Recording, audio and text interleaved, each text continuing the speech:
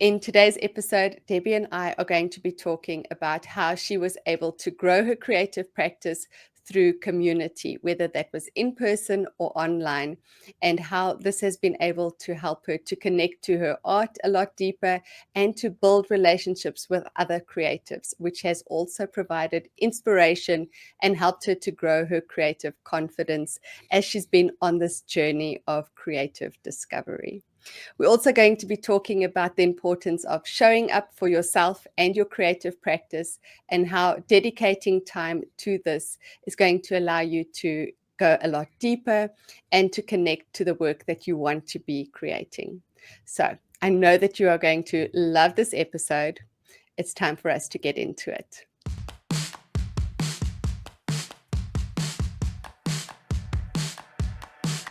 Gotta get messy and show the world you growing as an artist. And you're free to be yourself. You got a dream, you need to start it. Stick together. Get messy says you're formally invited to a community where you can find people that spark the feel of excitement. Too many art supplies, not enough time. No, it's tougher, so you must find a way to feel some connection. We got a lot of people with the same kind, a great mind. We here for you, a platform so we can hear your views. Time's yours, forget yours. I know you bored of them same rules.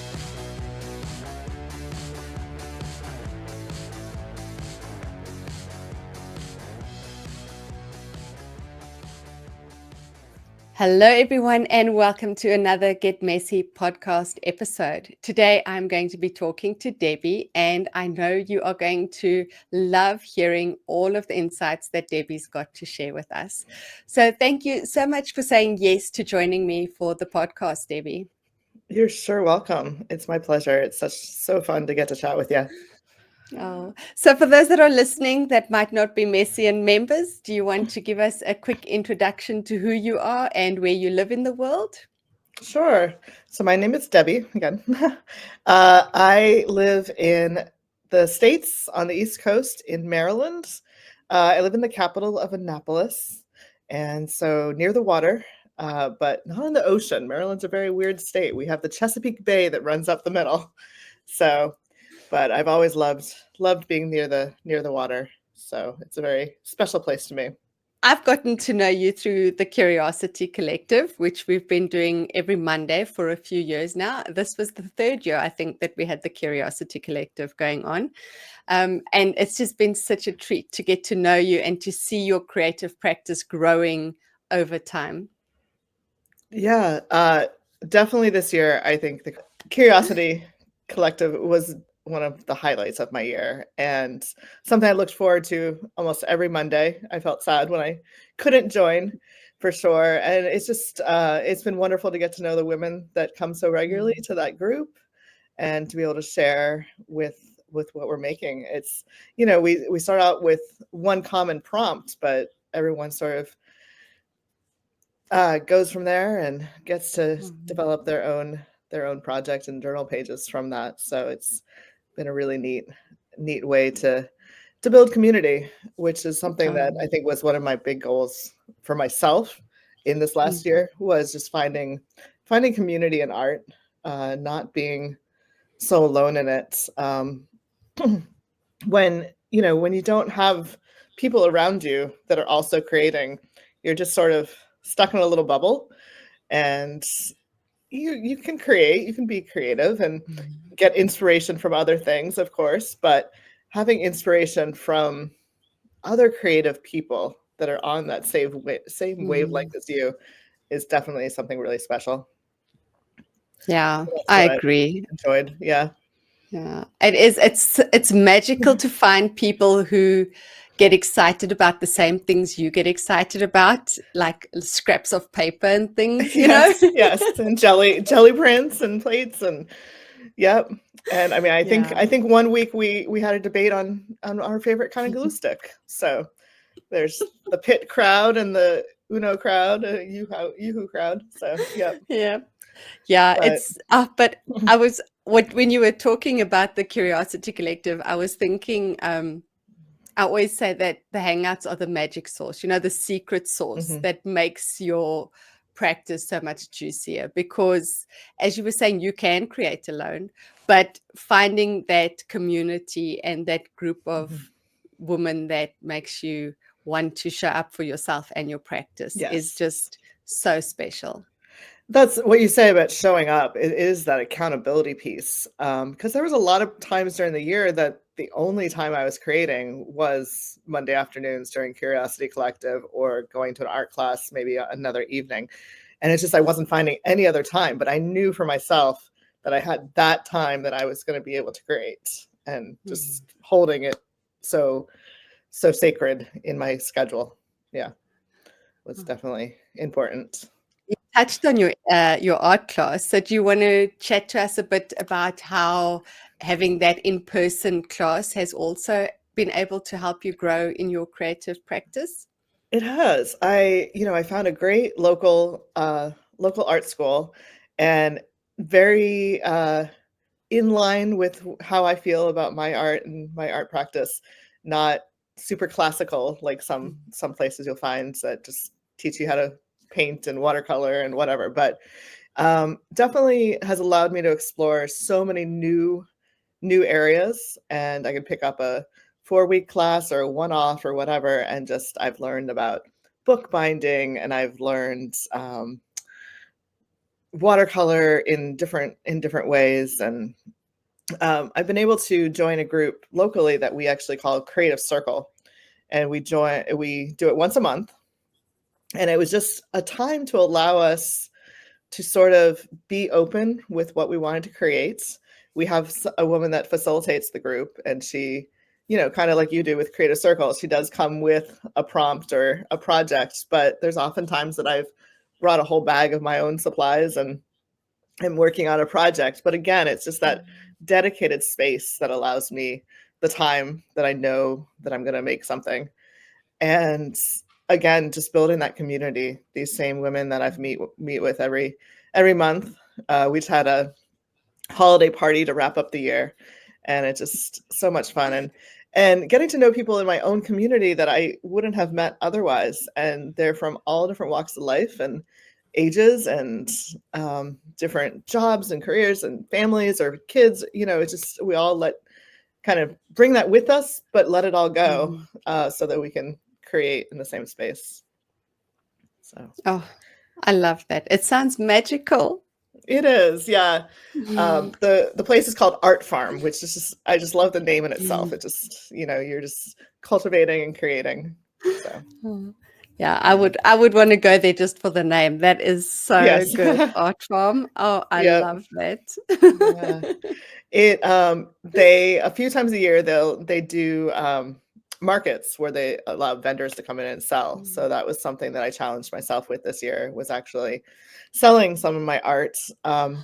And so that was a big thing to just like put my stuff out there and just be like, is anyone going to buy it or be interested? And I think even just people being interested in my stuff and commenting, and I have some prints of my jelly prints, and being able to explain the process of jelly printing to somebody that's never heard about it. It's such a fun extension of that community and getting to know people there.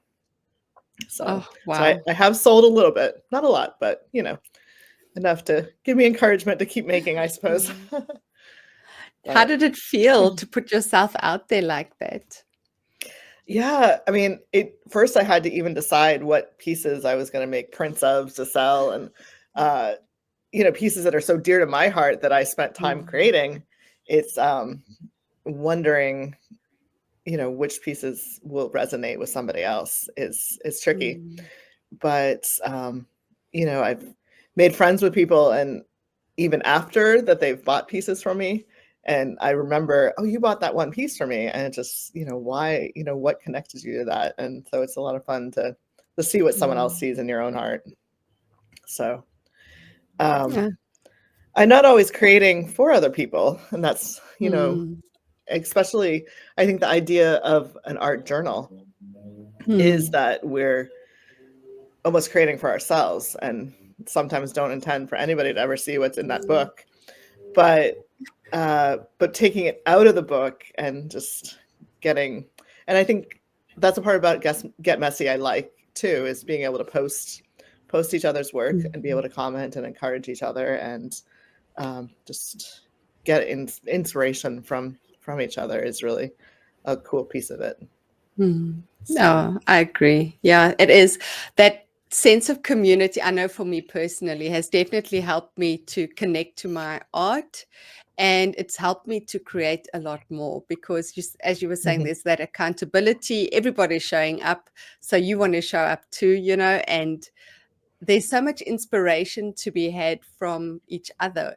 As we were saying in the Hangouts, you start with the same prompt, but mhm, everybody goes in such a different direction, and how they respond to the prompt is so unique that you can't help but feel inspired and want to create more too. So, for sure. yeah, Yeah. it's really good. Yeah. I took a course with a woman this fall that was she called it the art of arting. And it really was just, she's a creative coach, and she took a group of us and just sort of walked us through for a few weeks on what our hangups are and how we can get past them in our art. And throughout the process, she had us sort of narrow down like our feelings and emotions that are attached to our art, and somehow was able to follow those through with actual real ideas of projects that we want to do in the future. And we made this idea board. So it's something that I can draw from in the future of like, okay, I have time. I want to do art for 20 minutes. And I can pull one of my little cards out of my idea board. But she really, at the end, she sat us down and was like, all right, what are your goals going forward? Like, what are your commitments to yourself, I guess is what she said. And committing to how much time per week are you going to make arts. And that wasn't something that I'd ever really done before, to say how much time am I giving myself to create art, and just be accountable to myself for that as well. So that was something that I'm working towards for sure, for my goals for the next year. See how Oh. that plays out. But one of the things I've decided to do is journal about my art, and keep kind of a diary of sorts of when I am creative and what I'm doing and what supplies I'm using, so that I can go back on that and see kind of where I've come. So it's one thing, I love flipping through an old art journal, especially one that I've been working on for like 6 months to a year, through like Curiosity Collective, and just seeing, wow, like I made that in January and now we're here in December. What changed, Wow. like where I was in life changes, and what I've learned and what I've developed in my own skills has changed. So seeing that progress, but I think being able to kind of track that in a different way with a like an art diary might be helpful. So I'm going to try Oh, that next year. I love that idea. Yes, I have also. It's so strange that you say that that's what you want to do, because I decided that this was something that I needed, was to actually track. So what I've included in my diary that I'm going to be keeping for my art is how many hours, right? My Hmm. starting time, my finishing time. Hmm. Um, Something else that I've added in is how am I feeling? So how am I Hmm. feeling before I start, and how am I feeling once I finish? And to be able to just sort of track how, what Yeah. that looks like. I think that would be Hmm. really interesting. And then I've included things like, what did I like Hmm. first, my first thing is, what's my intention for this Hmm. session? What is the intention I've got? And then things like, what did I like about it? What did I feel I would have wanted to change? Just sort of analyzing it a bit further. So, it's exciting. I think it's really exciting Yeah. that we've both felt like this is the thing that we need. It is. And we talk about, on a smaller aspect, we talk about these art recipes and kind of Mm, tracking for one individual project, like these are the supplies. And we follow art recipes in the collective so much. mm, So this is just, yeah, taking it a step further. I'm not trying to make a living from my art. And that is probably not a goal that I'm ever going to have.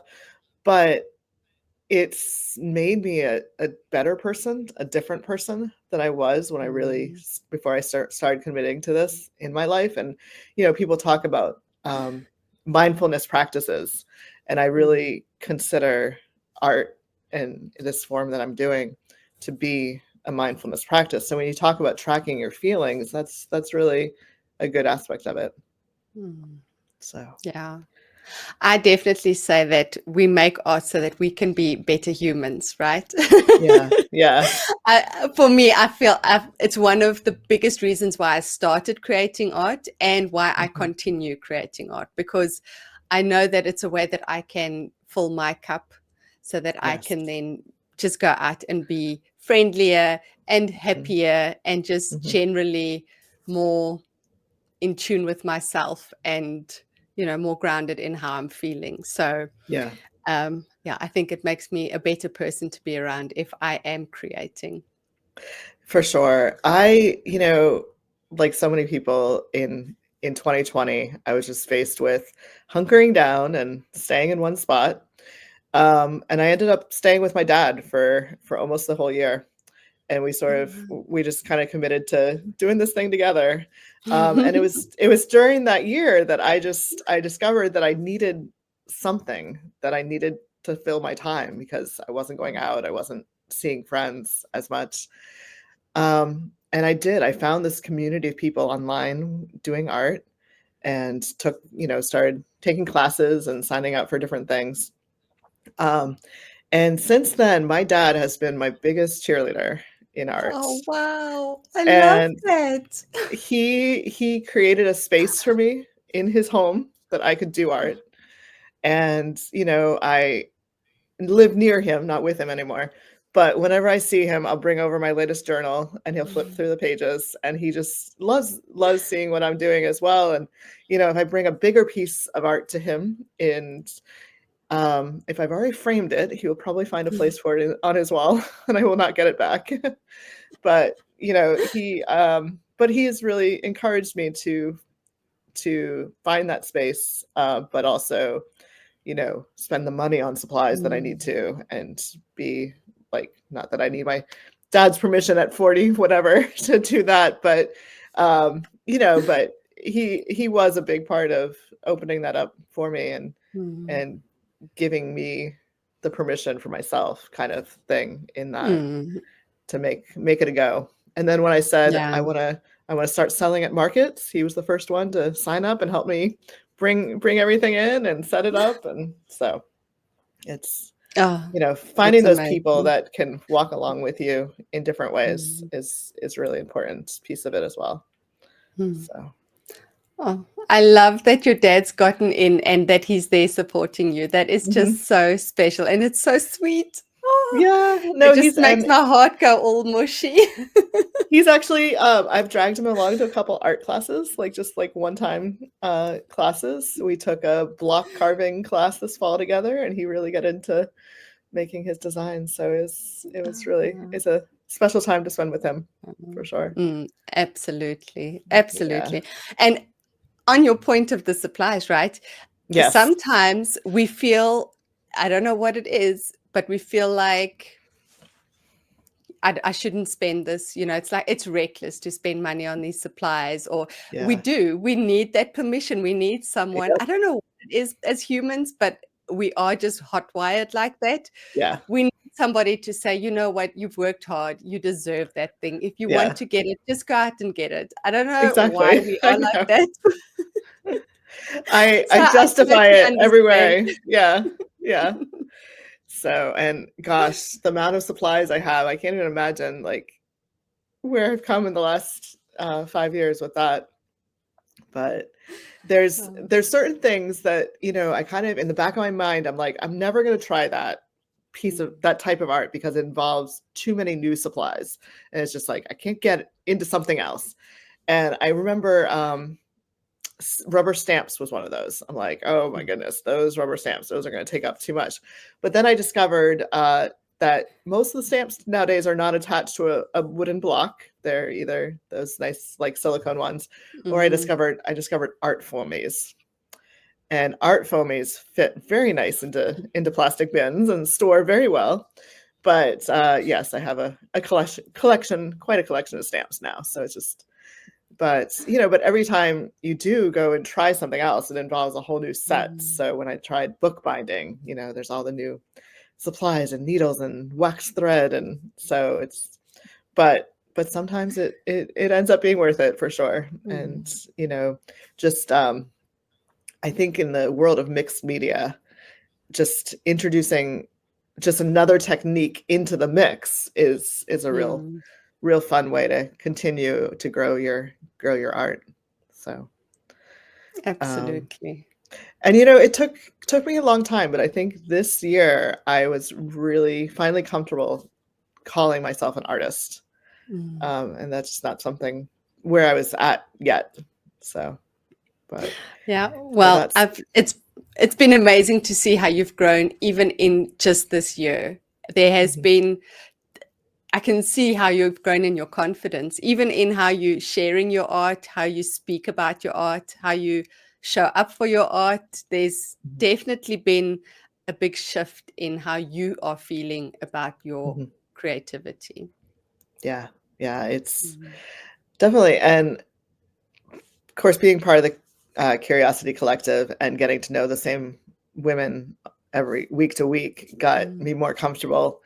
And as they would share more, I would share, and being able to then kind of bounce ideas off of each other, and being able to introduce the new people to the group to different things and where we're at is just, it's to not be the new person anymore was kind of a shift. I was like, oh wow, I can be the one to kind of step up a little bit. So it's been a good place for me for sure.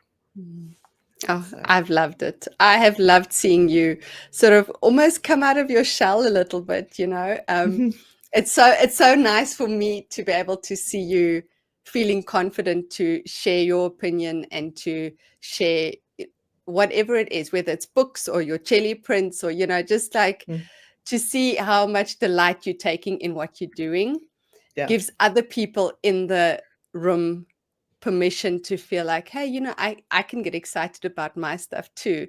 So sometimes I think we don't even realize how us sharing is affecting others that are maybe feeling a bit shy or feeling like their work isn't good enough to share, or we've all got our things, right?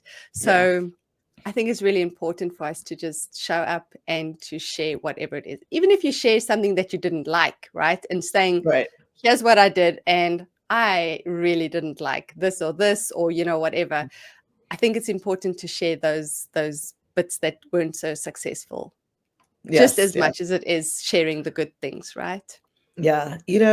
And you do have those days that you put paint on paper and it just doesn't work out the way that you want or that you see it working for yourself. But I've only ever once, I think, torn a page out of a journal that I Oh, really didn't wow. like. And it's just, I mean, because I see it as such a growing process, and just that every piece I create is something towards that growth. So, but let me tell you, one of the things about the group or any group that you get with and you start sharing supplies, it can be very dangerous. I feel like every time I'm like, I have to be prepared to spend money out of the group. It's like I'm like signing up on Amazon right then and there. Like there was a few weeks ago, someone shared a book, and it's just like, oh, it's on sale. Got to get it right now. We're gonna do it. And everybody else is like, oh, they're another down on Amazon. But so I have another group of women that I met at an art retreat in Sedona, Arizona, in a couple years back. We were all followers of an online group called Let's Make Art. And during the pandemic, I mean, I think they started before 2020, but a lot of us found them, and they were a subscription box where you got a journal, you got the supplies, and then there were YouTube videos that kind of went through what to do.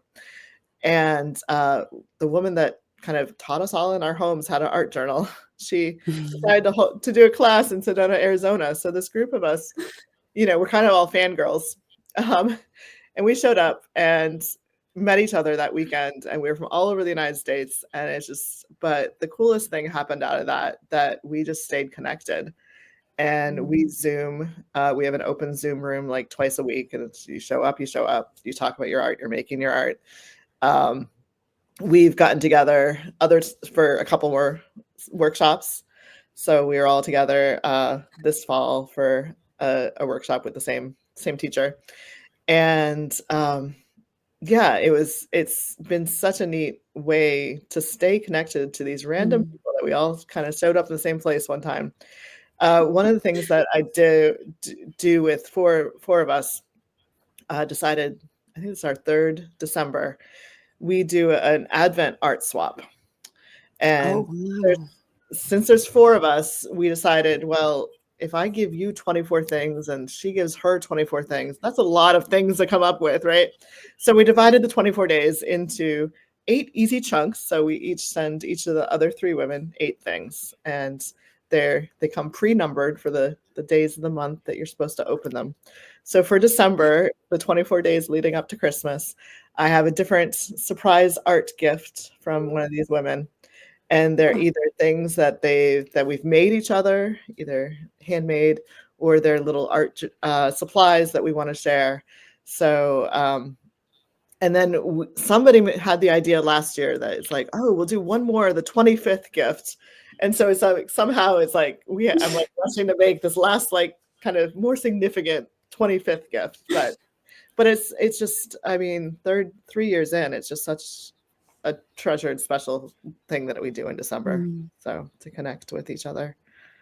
So Oh, I it's, love that. yeah, yeah. Yeah, So that's fun. yeah, yeah, for sure. So I still have a few more things to open, and it's really, I make myself wait, do one a day. So Wow. yeah, yeah.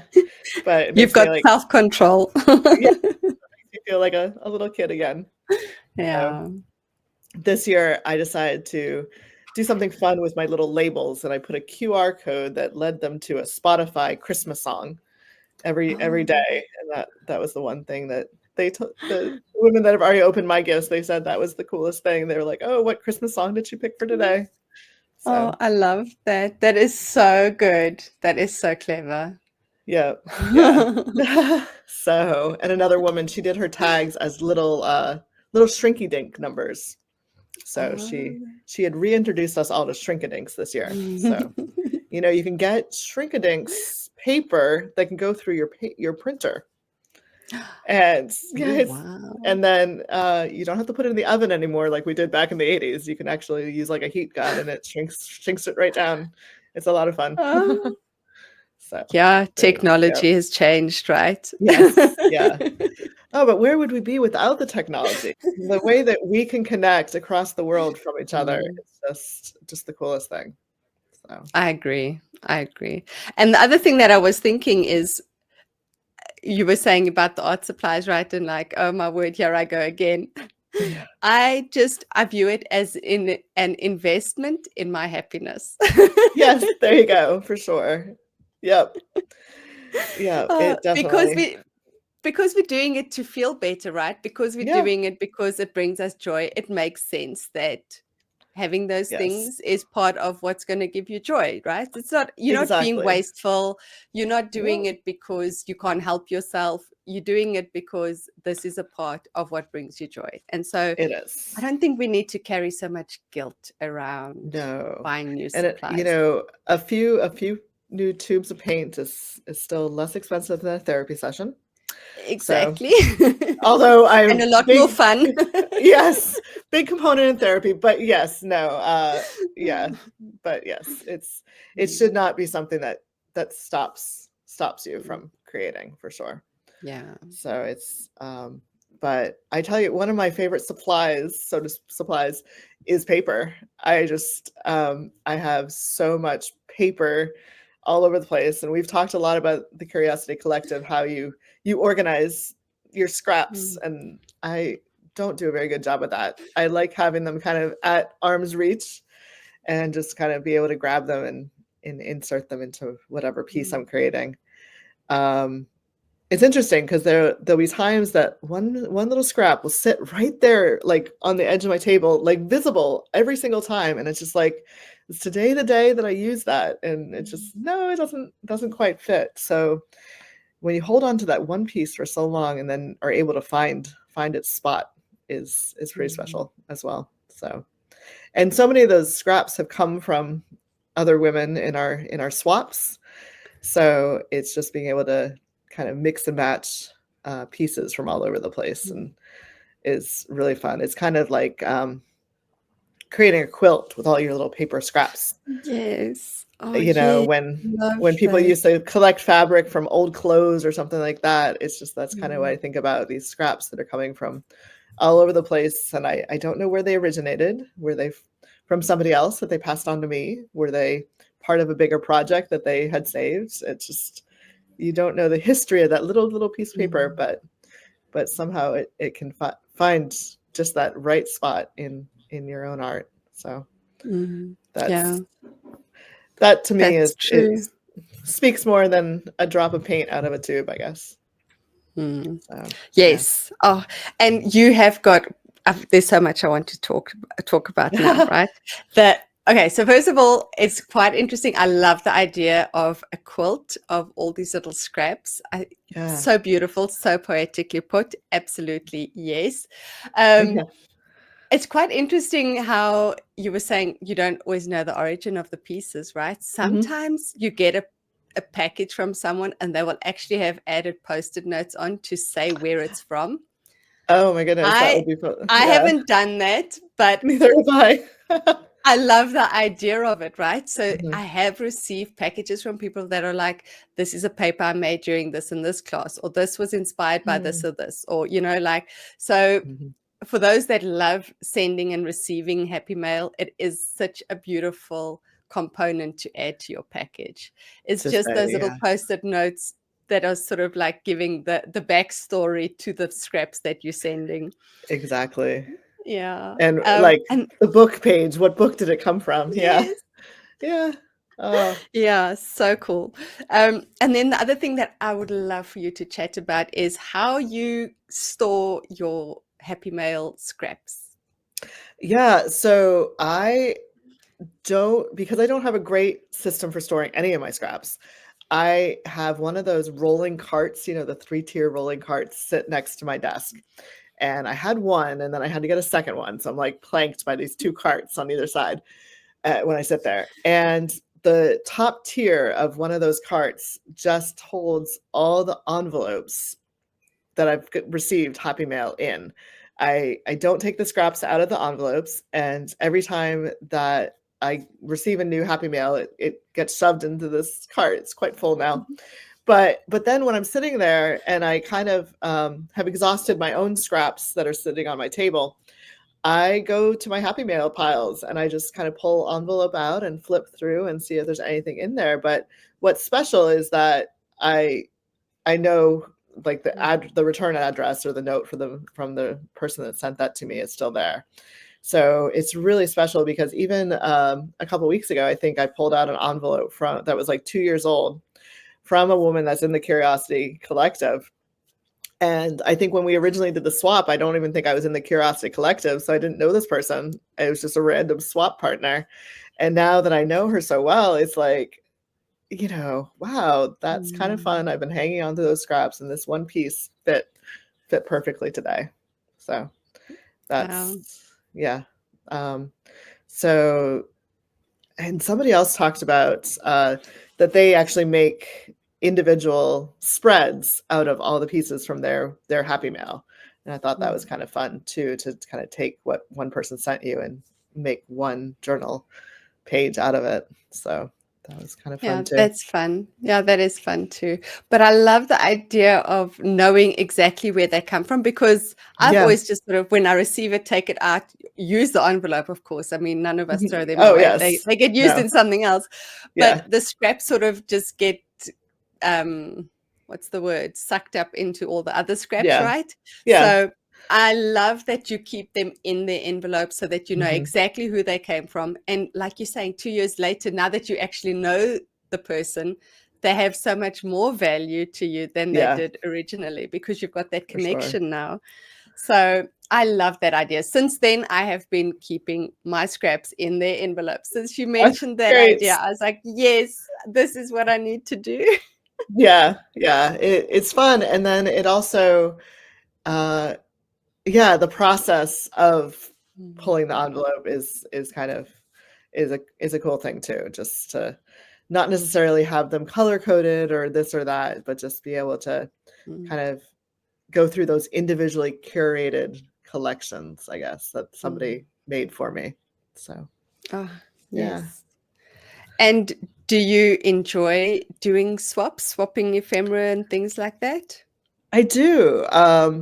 It's fun because I enjoy putting the collection together, especially if I know the person, and know their art. I might be able to tailor the collection to them, but um, I think it's fun to just get, whether it's just a variety of random stuff or something that kind of goes together.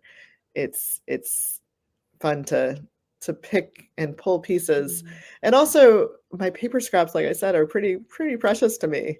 So to give them away in that way is it's my gift to that other person. So it Oh, that is is so something. true. Yeah. It's quite interesting because for people who aren't maybe into art journaling that are listening now, and we're talking about how precious our scraps are, they are treasure. They are. They are. It's it's like sending a piece of your heart to someone when you send them an envelope of scraps, right? Yeah, and it's like, maybe I'm willing to part with, like, a corner of, like, a piece of paper. I'm like, "I'm keeping the rest for me, but I will give you a little piece to share in that joy of what that means to me."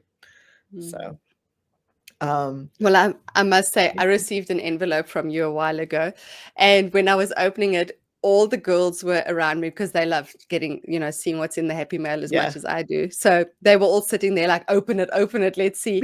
And they were gasping as I was pulling out the pieces. It was like, oh, look at this. Oh, look at this. And then I got to the magazine images and they were just like, this is just for mom. This is perfect for mom. So it's, funny because I needed, didn't subscribe to any, like, magazines that I could tear up. Like, the ones that I get are my art magazines, and I'm very precious about those. I usually don't cut them up, and like the art journaling magazines and such. But so I found like a very discounted subscription for Vogue, and have got that for the last few years. And there's just amazing pictures in there, and beautiful women and fashion, but the ads themselves often have like so much color in them. So to be able to pull from there, for what I do is cool. But I've noticed, I think there's other people in our group that also subscribe to Vogue, because I'm like, I remember commenting on somebody's art. I'm like, I used that same woman in my spread a few weeks ago. But so it's interesting to see how, when you have the same exact image, what two different people can interpret what you cut, how you cut it, and use it in your piece. So I think that would be an interesting Absolutely. challenge in the Curiosity Collective. It's just like we all download the same image, and how do you use it? Oh, I don't know. yes. I love Yeah. that. Yes, that is such a good idea. I'm writing it down. We need to do 2025 challenge. Yes, that Yeah. sounds perfect. Yeah. So it's yeah, I think that's also one of my big time supplies is my printer. It's like I I yeah, it's like I go through ink for sure, but having that to be able to print off different images or text, I guess that could be a goal or challenge of myself for 2025. I'm not quite comfortable with my own handwriting, so I often resort to printing my text. I But know. there's I feel there's some you. people, yeah, there's some people out there that I just see the beautiful things that they wrote, but I think I did something recently that sort of looked, it was a font that chose it was handwriting, and somebody asked me, they commented on my Instagram, "Did you write that? It's beautiful." I'm like, I'm the first one to admit, no, no, no, I did not. That came off the printer. I have a collection of fonts that's like a mile long, but yeah. Okay, and then one of my favorite questions that I love Yes. asking everyone, and I try and guess before the time what their color is going to be. So I have a color in mind that I think you might choose, but what would be your number one color if you had to choose only one color? What would it be to work in for the rest of your creative career, and why? Yeah. I'm pretty sure you're gonna get it right, but pink is my soul color for sure. Uh, and I would say I might need a few shades of pink, but that fits the rule, right? I don't know. Uh, That fits absolutely. yes, but I don't know. Pink just makes me happy in every form of mixing it with shades of pink or red or whatever. Mm, And it's not to say that I won't do others. And some of the bigger pieces of art I've done, I think I tend towards even blues and greens, but when it comes to my journals, I think I am drawn to pink. It's funny because I don't really consider myself like a girly girl like with pink, but yeah, when it comes to a tube of mm. paint, that's definitely what I use. So Oh, it's quite interesting because as I've been talking to people recording these episodes, there have been two ideas that have come from it. And the one is that we tend to choose colors in our journals or in our work that we love that we wouldn't necessarily wear as clothes, right? So yeah, pink, I don't think you would really necessarily be going out in a pink outfit, but you love pink in your journal. So yeah. But there that's you one go. I'm of the wearing pink ideas. pink today. So You do. if you're seeing the video version of this, I'm wearing pink. So And then the other thought was that we create more of what we feel we need in our lives. So, mm, like you were saying, that pink is maybe more soft, maybe, so maybe it's that you're wanting to bring more of that softness in through the color. perhaps, yeah, that's a good Hmm. idea. I don't know. I don't know. It's Uh, interesting. It is. It is. This year's Care December was pink, and so I had great time in just creating all pink Mm, for sure. That was my jam. yeah. When I saw that was the theme, I thought, oh, Debbie is going to be in seventh heaven. Yeah.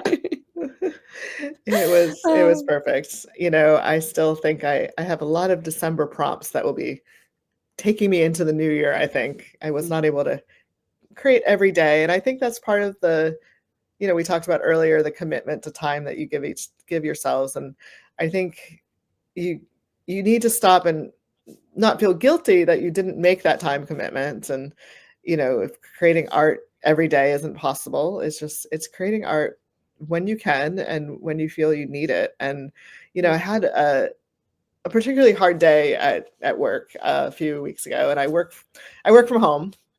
So on my lunch break, I was like, you know what? I need to create something right now. And I took that hour break, and I did whatever. I was like, all right, what's today's prompt for the December journal or whatever. And I just made myself create, and mm. gosh, it changed my mood entirely for the rest of the day for sure. Oh, So wow. That is so powerful. It's yeah. amazing that you've gotten to know yourself so well, right? And Hmm. that your creative practices become such a safe space where you could feel that's the thing that I need to Yeah. change this day around, and that you actually gave yourself the permission to say, I'm going to go and do it. That's Yeah. amazing. Yeah. And Mm, I also think that sometimes I feel I'm tied to my art space, but like late at night, if I have time to create, that's not necessarily where I feel the most comfortable. Like it's a darker room, maybe without the sunlight coming in, and so I'm very cozy right here on my couch, and so it's like, all right, I'll bring my art supplies out with me to my mm, coffee table and make art there. I think it's important that I'm spending the time creating. And it mm, doesn't always matter what I'm creating or how or where. It's just spending the time making something. So mm. yeah. Oh, and the other thing that I was thinking too, right, as you were talking was it's nice to have that prompt list to be able to lean on. So even Mhm. if you didn't do the 15 days in a row, right, and you Right. just kept the prompts for days where you felt that you needed something extra, days Mhm. where you felt you needed some creative time or you needed some comfort from your Mhm. creativity, to have a list of prompts to pull from is so Mhm. much easier than starting from scratch. Yeah, for sure.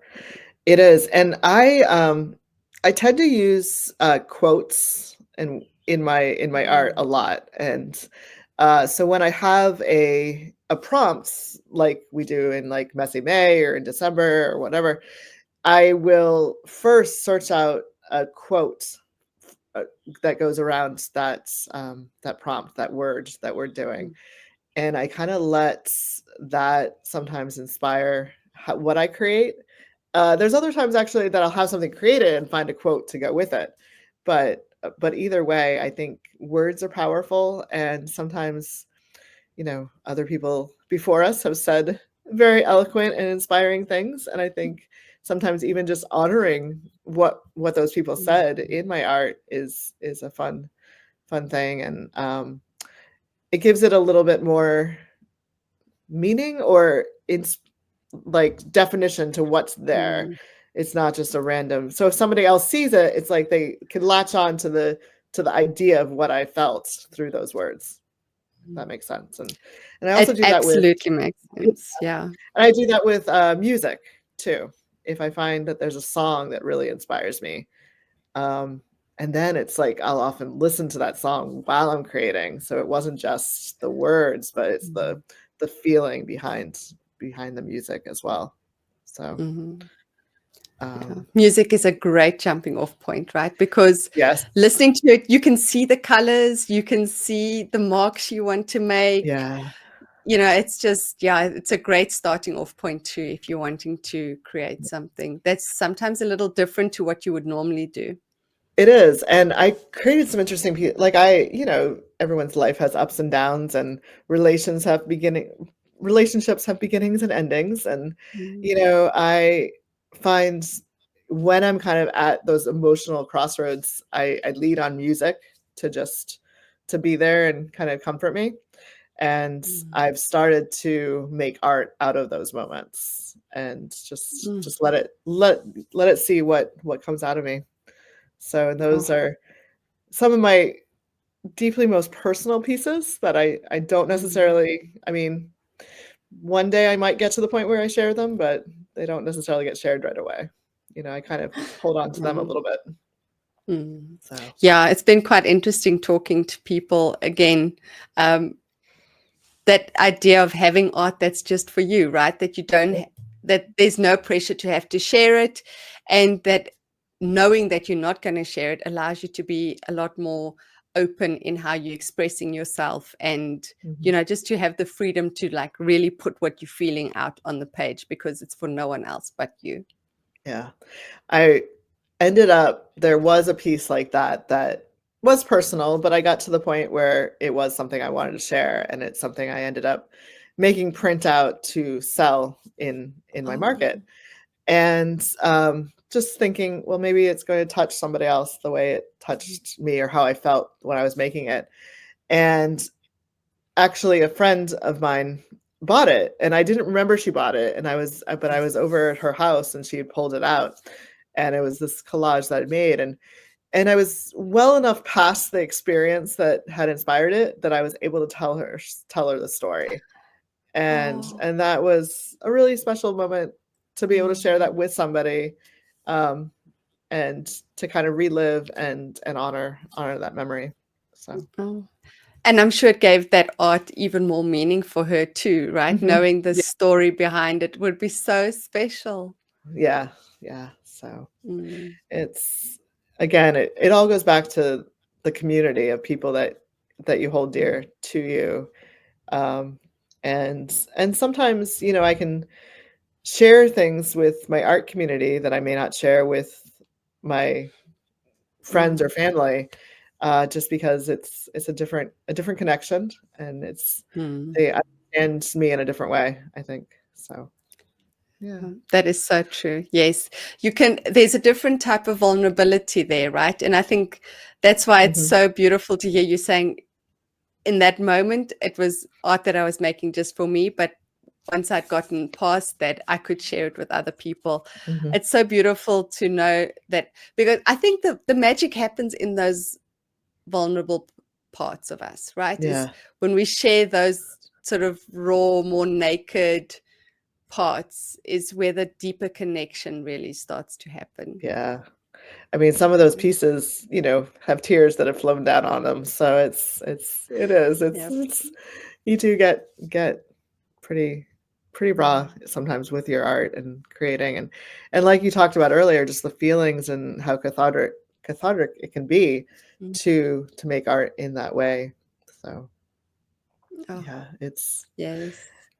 it's part of that. It's all part of the art process. It's not just paint, a paint by number that you pick up, or a lot of people do the mindfulness coloring books, and it's like, yes, that's a very relaxing way to pass your time, but to really jump in and create. And I think finding that in art journaling, because before 5 years ago, I don't think I'd ever even known what art journaling was.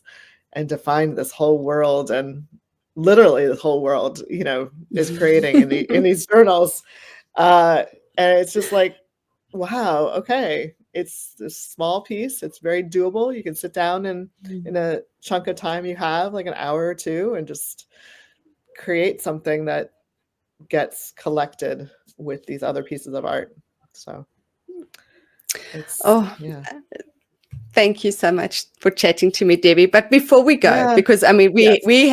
we've spoken about a wide variety of things, and For I'm sort sure. of going to bring us back to the start. So for someone who is wanting to, as they're now looking towards a new year, maybe wanting to grow their creative practice further or set some goals or intentions, what Mhm. are some tips that you would give them?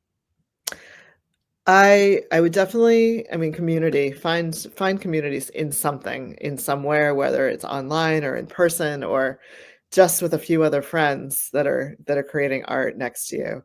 But finding that community of people that can cheer you on, encourage you, inspire you is really important. Um, I find sometimes just going down the Instagram rabbit hole and following a bunch of different artists that are like-minded and similar styles to yourself is going to give you ongoing everyday inspiration as well. So that's great. And then just finding a practice and a cadence to your art that works for you. So whether that's creating every day, whether it's sitting down on Sunday afternoons and creating for a few hours, but it's finding time that can just be for you and to create your art is important. And like we've talked about this whole time, it's valuable for your own well-being and your spiritual and mental and everything, um, adding up to that. So, and then don't be afraid to buy the supplies. So yeah, surround yourself Yes. with all the joys of all the colors and styles and this and that you can pull from to make your art more special and meaningful for you. So yeah, Oh, I love it. Thank you so much for joining me, Debbie. And for it's sure. been such a pleasure chatting to you and hearing all of your insights that you've had as you have grown deeper in your practice. It has been so inspiring to get to know you and to be able to create alongside you. So I really have appreciated you coming on and chatting with me today. Always. It was a pleasure, Claudette.